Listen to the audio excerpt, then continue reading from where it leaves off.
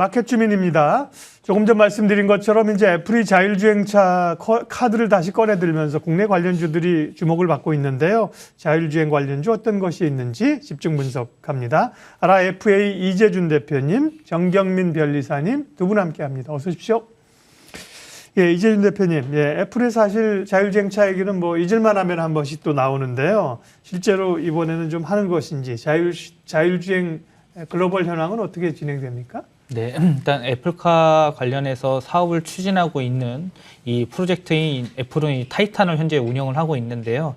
최근 몇 년간 조항을 살펴봤었을 때는 애플에서는 가속에 초점을 맞춘 제한적인 자율주행차 모델과 아예 사람의 조작이 없는 완전 자율주행차 버전을 동시에 이 탐색을 했었습니다. 애플이 최근에 자율주행차 시스템을 뒷받침할 반도체 개발에 주요 이정표에 도달했다고 현재 밝혔는데요. 애플카에 들어가는 이 자율주행에서는 이 칩이 굉장히 중요합니다. 이 아이폰과 맥에 들어가는 완성 칩이 이 애플 실리콘에서 개발팀에서 현재 설계한 것으로 이제 나오고 있습니다. 소프트웨어 관련해서 좀 더 자세히 살펴보면 이 칩이 자율주행을 관장하는 AI를 처리한 뉴럴 프로세스를 구성을 했는데요. 곧 도로에서 이 테스트를 할 것으로 현재 전망을 하고 있습니다.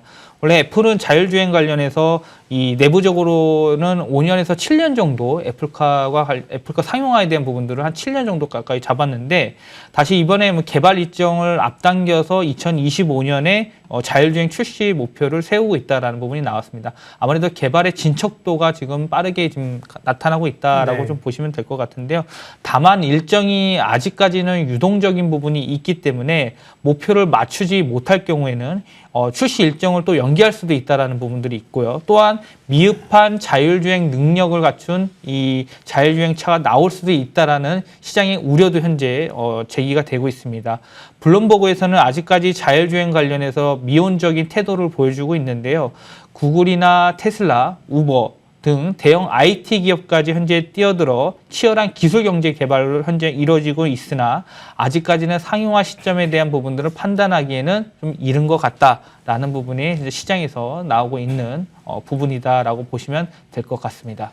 애플카 얘기 나오면 이제 관련주들이 있죠. LG전자도 올랐었고요. 또 이 자율주행 관련돼서 뭐 인포뱅크 이런 게 강세인데요. 오늘은 조금 덜 알려진 라닉스라는 기업을 좀 분석해 볼 거예요. 변리사님, 라닉스라는 기업 소개 좀 해주세요. 네, 라닉스는 시스템 반도체 기반의 자동차와 IoT 분야의 통신, 보안 솔루션 전문업을 수행하는 기업입니다. 2003년에 설립이 되었고요. 핵심 기술이 이제 무선 통신, 보안, 인증 관련 시스템 반도체, 소프트웨어, 하드웨어 솔루션 기술을 개발해서 사업하였습니다. 하이패스용 DSRC 모뎀 칩을 상용화해서 현차, 기아 자동차, GM 등에 공급을 하고 있고 웨이브 V2X, Vehicle to Everything이라는 솔루션을 출시를 하였으며 IoT용 로라 모듈 개발 등 자동차 IoT 분야의 통신, 보안 솔루션을 다양화하고 있습니다. 애플 소식 나오고 라닉스도 급등세를 나타내고 있는데요. 애플하고는 구체적으로 그러면 어떻게 연관이 돼 있는 거예요? 라닉스의 주요 사업 영역은 이제 네. 크게 보자면은 DSRC와 V2X를 기반으로 하는 통신, 자동차 통신 분야와 요즘에 이제 헬스케어 제품을 포함하는 IoT 통신 분야 이렇게 두 부분을 이제 구분을 할 수 있겠습니다. 통신 분야를 좀 먼저 살펴보자면은 라닉스는 자동차 하이패스 단말기용 DSRC 통신 칩을 개발해서 상용화를 하였고요. 해당 칩은 국내외 이제 완성차 브랜드 이제 공급이 되고 있죠. 국내의 경우에는 자동차 출시 전에 하이패스를 부착하는 비포 마켓에서 이 점유율 91%나 차지하고 있습니다. DSRC 통신 기술은 이제 고속도로 자동 요금 징수 시스템, 스마트 톨링 시스템, 주차 요금 자동 징수 시스템 등 다양한 분야로 확대 적용이 되고 있습니다. 최근에는 중국 자동차 통신 시장으로 진출을 하여서 시장 경쟁력을 확보할 예정이라고 합니다. V2X는 차량과 사물간 통신을 가능하게 만들어주는 통신 솔루션인데요.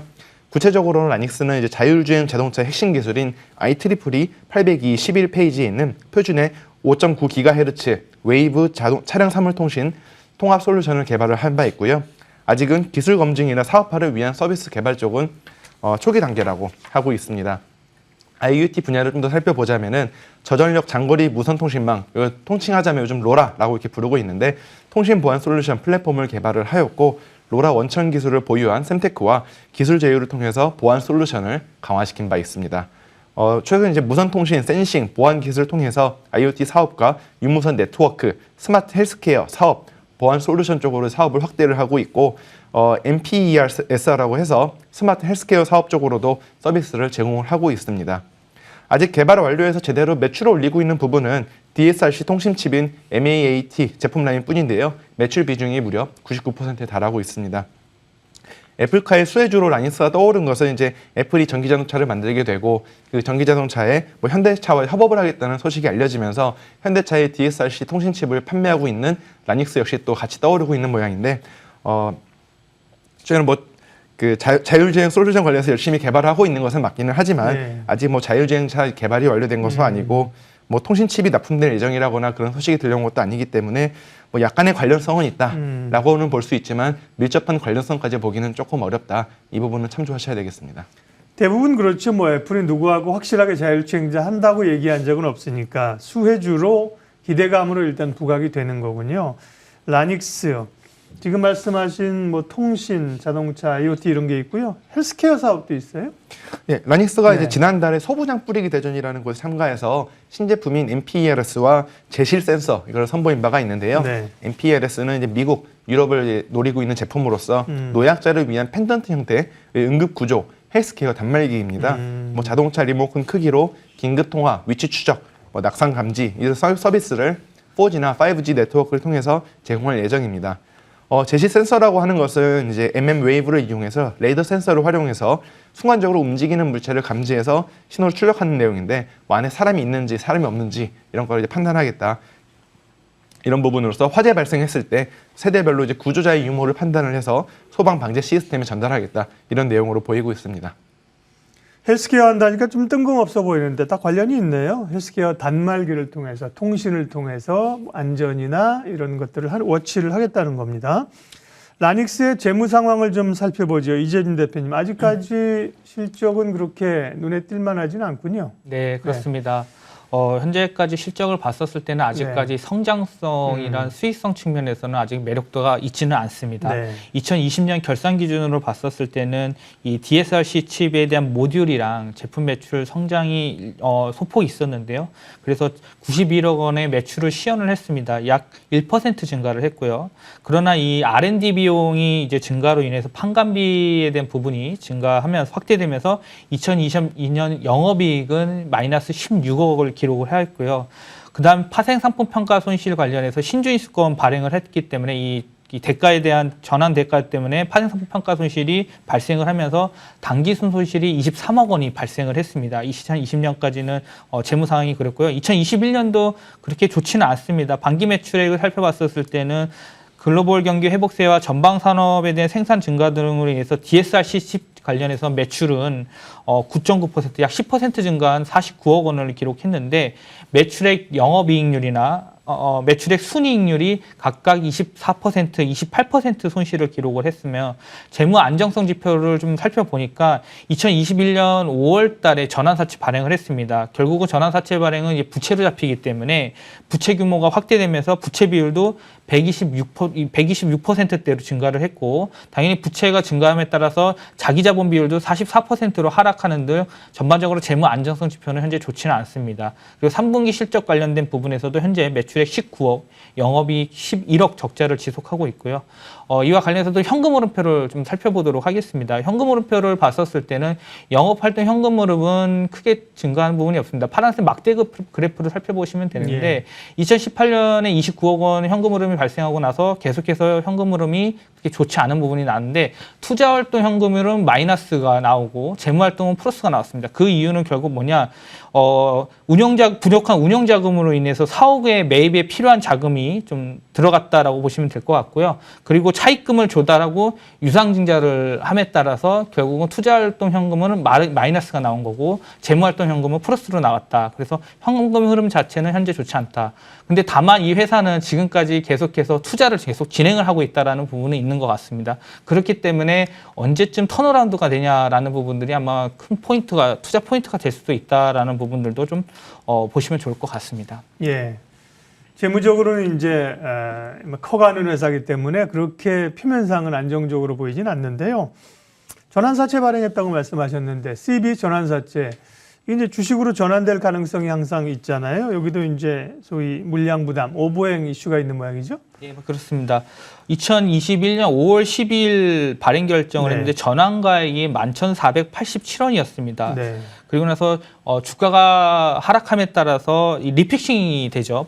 전환가액이 조정이 되는데 2021년 11월 15일에 1,836원에서 8,041원으로 그 조정이 되면서 시가락에 따른 30%인 최저 가격으로 조정이 됐습니다. 추가적인 이제 리픽싱은 없다고 보시면 될 것 같은데 조정 후에 전환 가능 주식 수가 약 187만 주 정도로 증가를 했습니다. 근데 현재 이 회사의 기발행 주식 수를 살펴보면은 960만 주 정도가 되거든요. 만약에 근데 이 전환 가능 주식 수가 187만 주가 전환되면 총 발행 주식 대비 한 20%가 증가를 하는 겁니다. 적지 않네요, 물량이. 그렇기 때문에 예. 20%의 오버행 이슈가 있고요.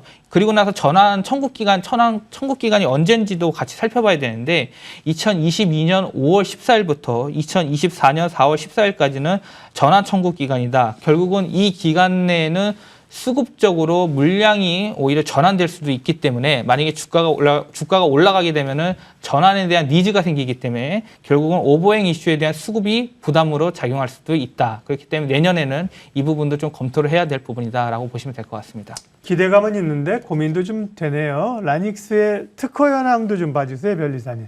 네, 지금 검색된 특허는 총 19건입니다. 네. 국내 등록된 특허는 9건이고요. 숫자가 많지는 않죠. 중국에서는 현재 한 건 출원되어서 심사 중에 있습니다. 라닉스가 주로 출원하는 분야는 통신기술 쪽 분야인데 이쪽 분야의 이제 출원 건수를 좀 살펴보면은 2015년을 피크로 찍은 이후 지금 계속 감소세에 있는 것을 보실 수 있겠습니다. 어느 정도 기술이 포화되어 있다 이렇게 평가할 수도 있는데요. 다시 새로운 통신 기술이 발견이 되고 개발이 된다라면은 또 역시 특허 출원이 급증할 수 있는 그런 분야라고 보시면 되겠습니다. 감소세에 있긴 하지만 지금 연간 8천여 건 정도 특허 출원이 되고 있는 상황에서 지금 설계 회사이자 솔루션 개발 업체라고 하는 라닉스의 특허 출원은 다소 좀 너무 적은 것은 아닌가 이렇게 생각이 들었고요. 이 분야의 주요 출원인은 뭐 유명한 삼성전자, LG전자, 뭐 KT 이렇게 있겠습니다. 주가 판단 마무리하겠습니다. 이재준 대표님. 그러게요. 기대감은 있고 주가가 꽤 올라왔는데 고민도 좀 있네요. 예. 네, 최근에 주가의 상승은 테마로 인해서 주가가 올라갔다고 네. 보시면 될 것 같고요. 그리고 이 11월 19일 날 이 상한가 안착을 했는데 수급적으로 기간 매수세, 투신 매수세가 유입이 됐습니다. 그리고 바로 다음 날에 22일 날 그리고 투신 매도 물량이 다시 나왔기 때문에 이 물량이 그대로 지금 매도 물량이 나왔다. 트레이딩 물량으로 좀 접근이 된 거고요. 중장기적인 접근보다는 테마로 인해서 수급이 좀 들어온 부분이 포착이 됐다라고 보시면 될 것 같습니다. 다만 앞서 이 변리사님께서 말씀 주셨던 부분, 사업 부분에 대한 것들이 좀처럼 매출액이 좀 성장할 수 있다라는 부분들과 수익성 측면에서 턴어라운드가 될 수 있다라는 이 사업에 대한 이 현재 이슈들이 있기 때문에 이 V2X 관련해서 자동차 통신 솔루션 그리고 헬스케어 쪽 관련 사업에서에 대한 이 사업장에 대한 이 사업에 대한 확대에 대한 부분들이 만약에 실제적으로 잘 이루어지게 된다면은 뭐 내년에는 주가에 다시 한번 터닝 포인트가 될 수 있다라는 부분이 될 수 있을 것 같고요. 다만 앞서 말씀드렸던 부분에서 이 전환 물량에 대한 결국 이 전환이 됐었을 때 물량을 또 같이 보셔야 될 것 같습니다. 그렇기 때문에 실제적으로 현재로서는 전환가액에서 최저 가격인 8,000원 선에서 9,000원 사이 정도에서는 좀 접근을 하는 것이 오히려 좋을 것 같고요. 현재는 단기적으로 좀 시세가 나왔기 때문에 오히려 조정 가능성도 열어두셔야 될 것 같습니다. 그렇게 해서 좀 보수적으로 접근을 하시고 11,000원에서 15,000원까지는 현재 매물대 구간이 두텁게 있습니다. 그 구간에서는 좀 매도를 해가지고 좀 수익 실현하는 전략으로 투자를 대응하시면 좋을 것 같습니다. 오늘 자율주행 관련주 라닉스 집중 분석했습니다. RIF의 이재준 대표, 정경민 변리사 두 분 함께 해주셨죠. 고맙습니다.